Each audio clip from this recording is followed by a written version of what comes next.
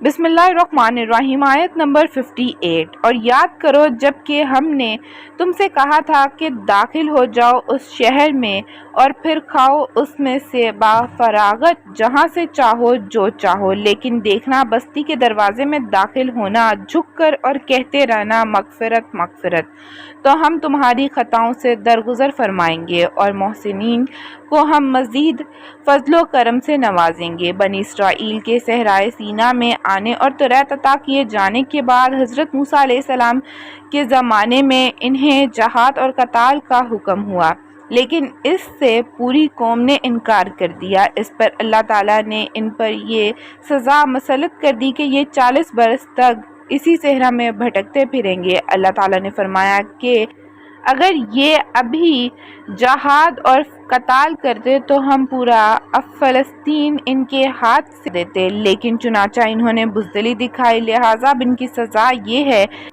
ارض فلسطین جو ان کے لیے ارض موعود تھی وہ ان پر 40 سال کے لیے حرام کر دی گئی۔ اب یہ 40 سال تک اسی صحرا میں بھٹکتے پھریں گے۔ صحرا نور دی کے اس عرصے میں حضرت موسیٰ علیہ السلام کا بھی انتقال ہو گیا اور حضرت ہارون علیہ السلام بھی۔ اس عرصے میں ایک نئی نسل پیدا ہوئی، وہ نسل جو مصر سے غلامی کا داغ اٹھائے ہوئے آئی تھی، وہ پوری کی پوری ختم ہو گئی۔ غلامی کا یہ اثر ہوتا ہے کہ غلام قوم کے اندر اخلاق و کردار کی کمزوریاں پیدا ہو جاتی ہیں۔ صحرا نور کے زمانے میں جو نسل پیدا ہوئی اور صحرا میں ہی پروان چڑھی، وہ ایک آزاد نسل تھی جو ان کمزوریوں سے پاک تھی اور ان میں ایک جذبہ۔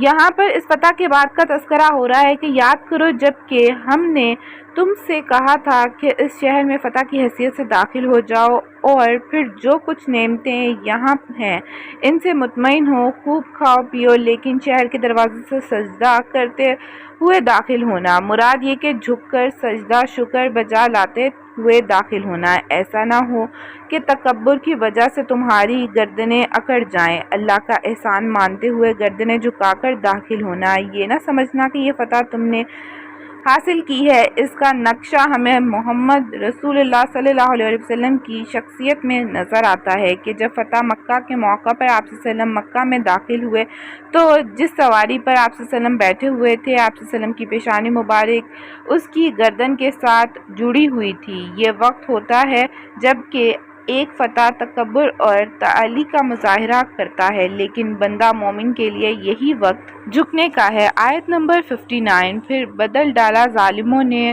بات کو خلاف اس کے جو ان سے کہہ دی گئی، ان میں سے جو ظالم تھے، بد کردار تھے، انہوں نے ایک اور قول اختیار کر لیا اس قول کی جگہ جو ان سے کہا گیا تھا۔ ان سے کہا گیا تھا کہ کہتے ہوئے داخل ہونا، لیکن انہوں نے اس کی بجائے کہنا شروع کر دیا ہمیں تو گہیوں چاہیے گہیوں چاہیے۔ اگلے رکوع میں یہ بات آ جائے گی کہ منو سلوا کھاتے کھاتے بنی اسرائیل کی طبیعتیں بھر گئی تھیں، ایک ہی چیز کھا کھا کر وہ اکتا گئے تھے اور اب وہ کہہ رہے تھے کہ ہمیں زمین کی پیداوار بھی کوئی چیز کھانے کو ملنی چاہیے۔ اس خواہش کا اظہار ان کی زبانوں پر اس صورت میں آیا۔